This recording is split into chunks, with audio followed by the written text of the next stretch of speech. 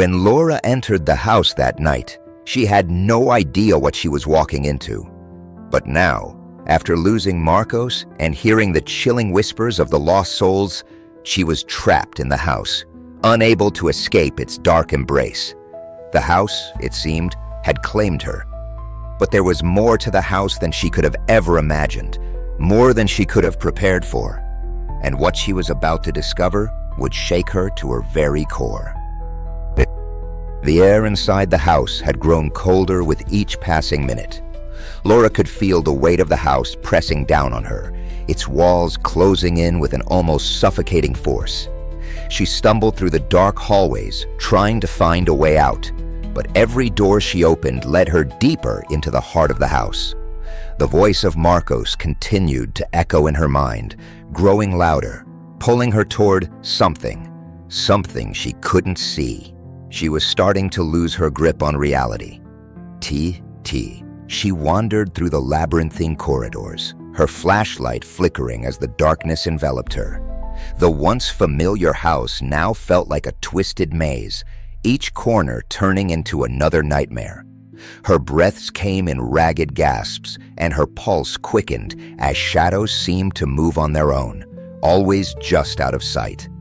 The floorboards creaked beneath her feet, but she didn't stop, driven by the desperate need to find Marcos, or at least to understand what had happened to him. But every turn she took, every new room she entered seemed to lead her further into the heart of the house, into the presence of something dark and malevolent.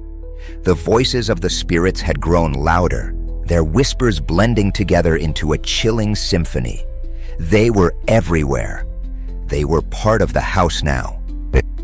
As she stumbled into yet another room, Laura found something that would change everything. Beneath a floorboard, hidden away from view, was a small chest. Inside, she found a letter, aged and yellowed with time. The ink was faded, but the words were still legible. It was a confession from Edward Blackstone himself.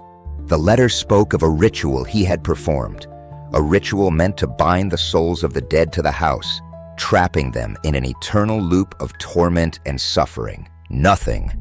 Blackstone had been obsessed immortality, and in his search for eternal life, he had sought dark forces. He had made a pact with something ancient, something that lived beyond time, something that had no name. In return for eternal life, Blackstone had promised to give up his soul and the souls of others. The ritual had gone horribly wrong, and the house had become a prison, a tomb for the spirits trapped within it. What Blackstone didn't know, however, was that the house would claim not just his soul, but his body as well. He had become part of it, a part of the darkness he had summoned. As Laura read the final words of the letter, she realized that Blackstone's influence had never left the house. He was still here, still watching, still waiting for someone to release him from his eternal torment. And now, that someone was her. Just as Laura finished reading the letter, a cold gust of wind blew through the room, slamming the door shut behind her. The lights flickered and dimmed, casting long shadows that seemed to stretch across the room. The temperature dropped dramatically, and she felt her breath become shallow as she looked around, panic setting in. And that's when she saw him. In the far corner of the room, there stood a figure, tall, gaunt, and dressed in tattered dark clothing. The figure's face was pale, almost skeletal, its eyes hollow and empty, yet they seemed to stare directly into Laura's soul. It was Edward Blackstone. His body was twisted and decayed, yet his presence was undeniable. The walls around them seemed to shudder as though they were alive, responding to his arrival. Laura froze. She couldn't move, couldn't speak. The figure of Blackstone reached out with one long, skeletal hand, his bony fingers curling toward her. As his hand came closer, Laura could feel an unnatural cold emanating from him, seeping into her very bones. His mouth opened, but no sound came out. Yet, in her mind, she could hear him whispering, his voice echoing in her head. "Oh, you should never have come here," the voice said. You're mine now. There's no way out." Laura tried to scream, but no sound escaped her lips. Her body felt heavy, as though the very air in the house was weighing her down. She stumbled back, but the walls around her seemed to shift and warp, closing in on her. The house was alive in ways she couldn't understand. She could hear the spirits now, louder than ever, their wails and cries filling her ears. They were pulling her in, dragging her deeper into the heart of the house. The room around her seemed to twist and distort, the floor beneath her feet cracking open, revealing endless blackness.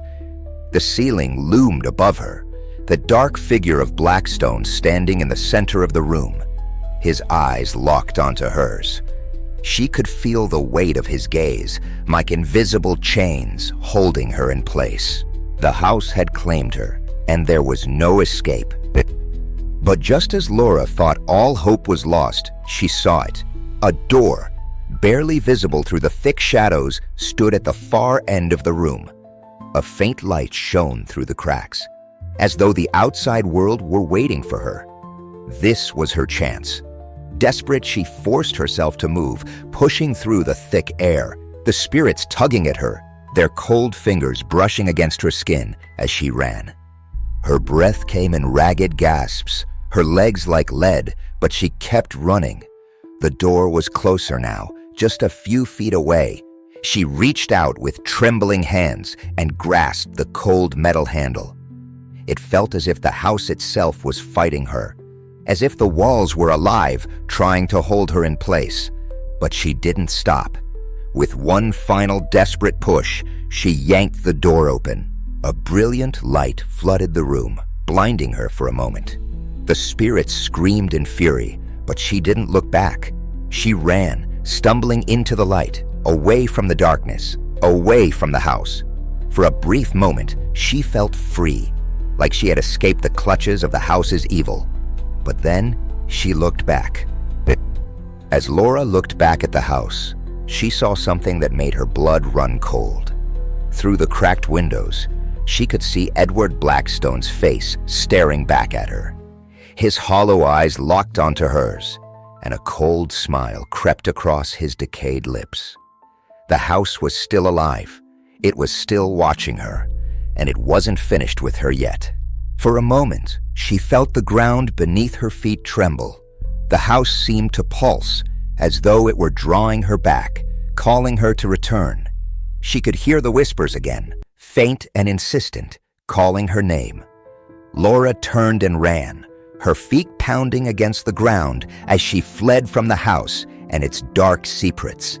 But in her heart, she knew the house would always be with her. Laura may have escaped the house, but the terror she faced would never leave her.